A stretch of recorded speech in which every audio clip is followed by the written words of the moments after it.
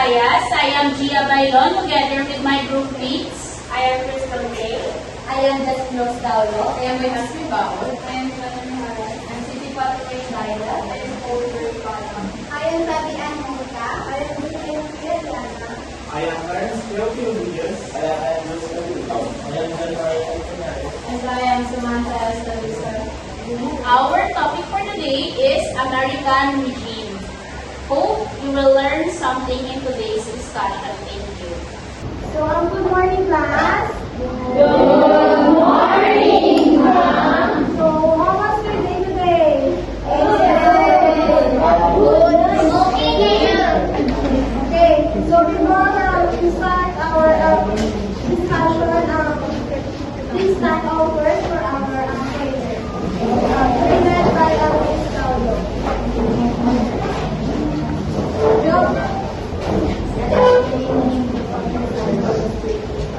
Our Father, who art in heaven, hallowed be thy name. Thy kingdom come, thy will be done on earth as it is in heaven. Give us this day our daily bread, and forgive us our sins, as we forgive the trespasses against us. And lead us not into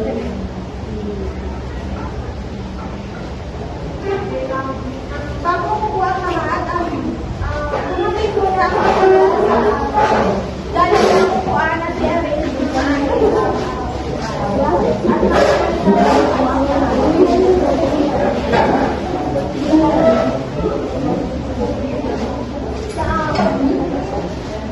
Before I will start our discussion, please read our uncomplicated first.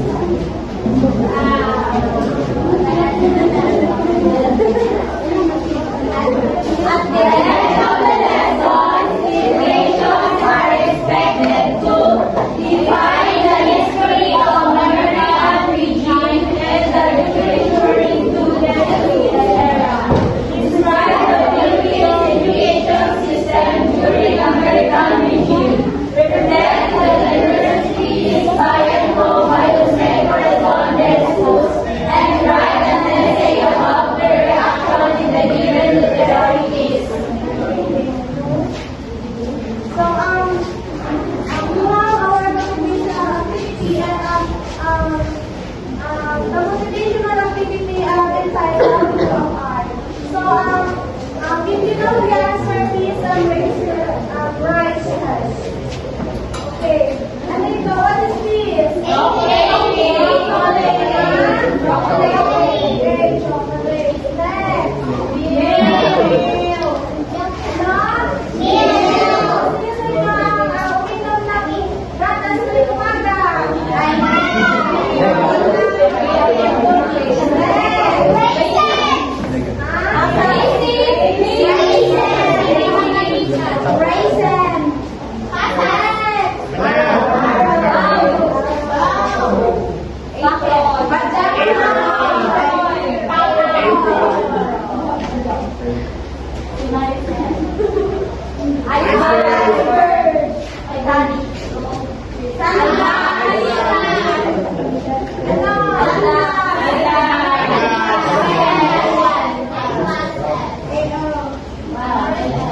So, ano yung sabihin ninyo ang mabubuo natin?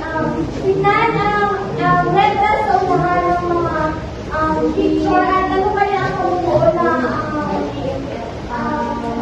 word or lesson natin ngayon? America.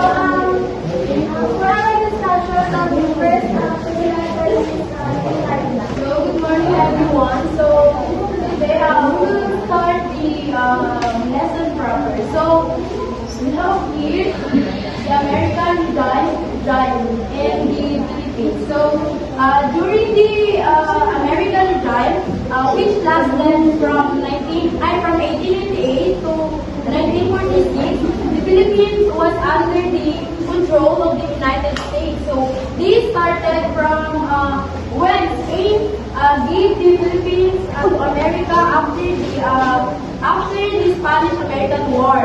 So even after the Philippines gained independence in 1946, many Americans stayed in the country and built families there. So the arrival of the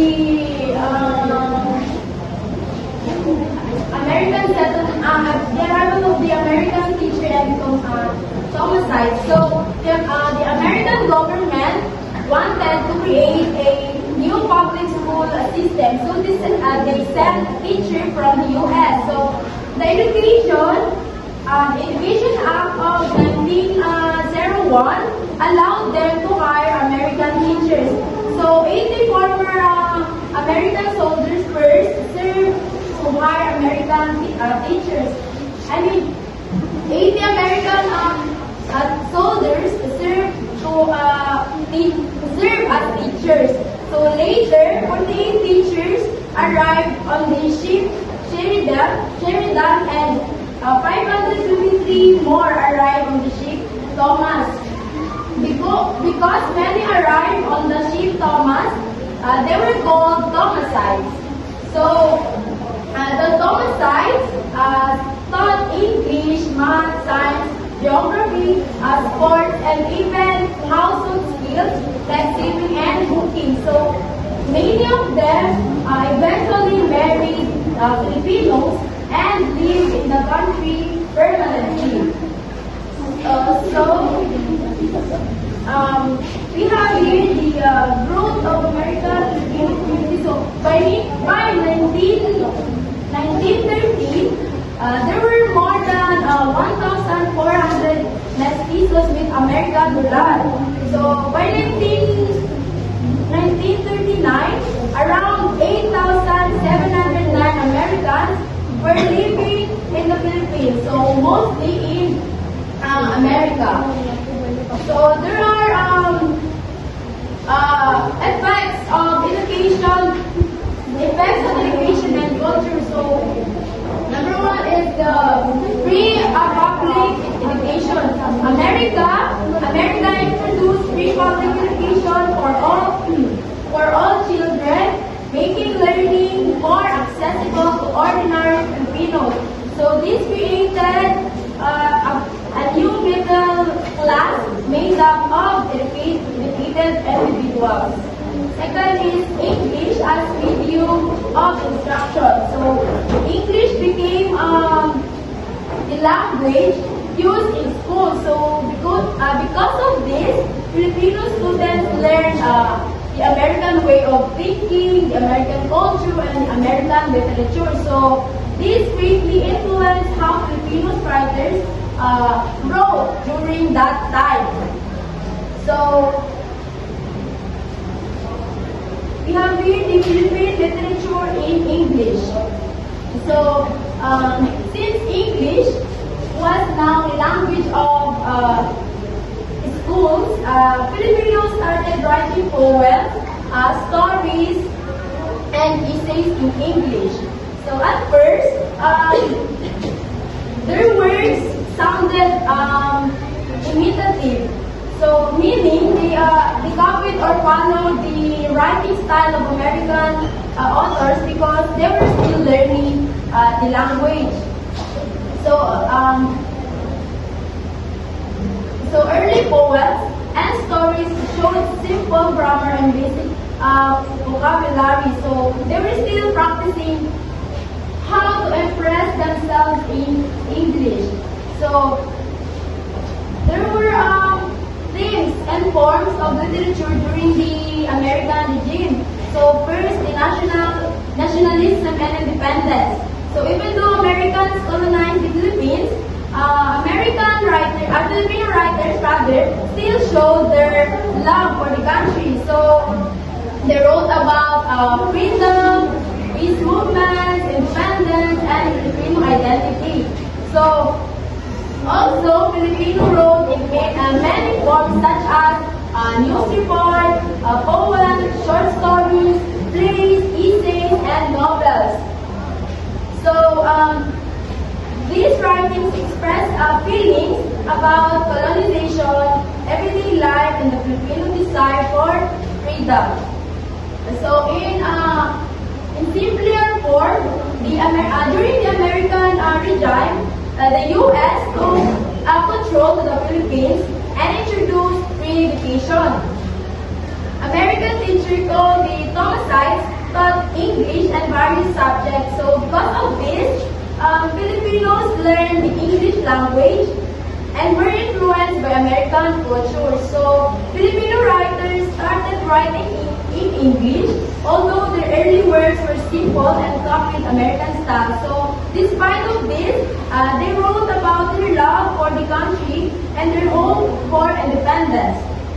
So literature during this time included poems, stories, plays, essays, and news articles. And the main things were about nationalism, realism, and the Filipino struggle for freedom.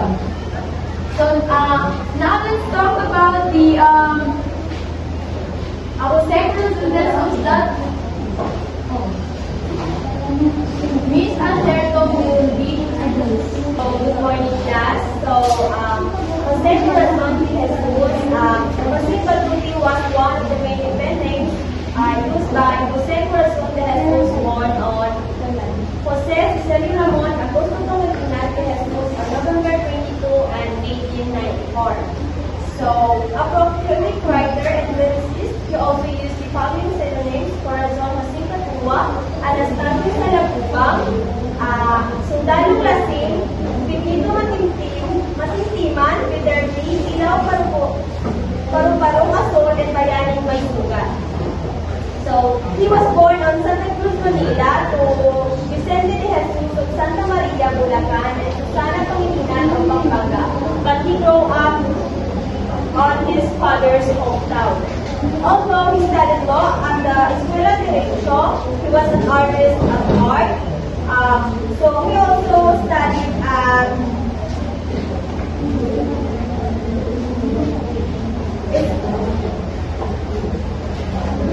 law. He was artist at heart, so he also studied humanities, Italian opera and piano at the University of the Philippines. He did not take the bar exam and did not pursue law as a profession. Instead, he became a writer for a newspaper. In 1920, he began to write for the Olang Buhay Manila in Taliba, where he was able to produce about 4,000 poems using the pseudonym Kusing Batuti, but he also only 17 he wrote his first poem, Pangulila. So, his patriotism and social consciousness emerged in his literary works. His poetry is melodic and tonal, and he is considered a prominent literary figure among the older generation of writers. He also gained popularity for his Balagtasan with his foremost opponent, Florentino Volantes. He openly defeated Volantes, making him Hari ng Balagtasan. De Jesus also wrote lyrics of musical composition, especially those by Nicanor Abelardo, as well as such as songs of Constantino de Guzman by Bayan O. Francisco Santiago Pakiusap, Gerardo Enriquez Pusuwasak, C. Ortanes Juan de la Cruz, and Espino Reyes Alimundi, among others. So,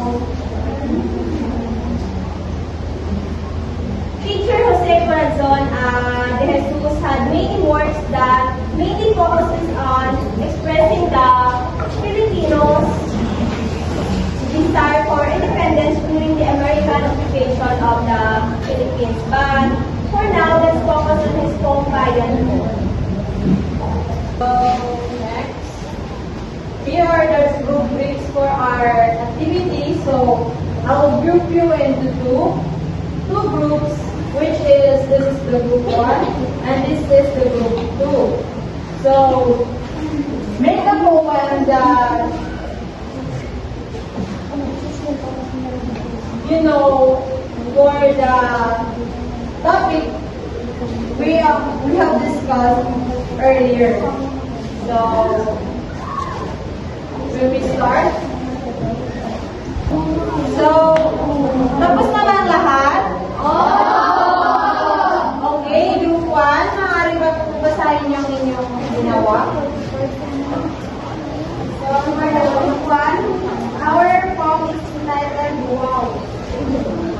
Wow. The life is good, the people are nice, together we build, together we trust, together the success in us. So, group 2.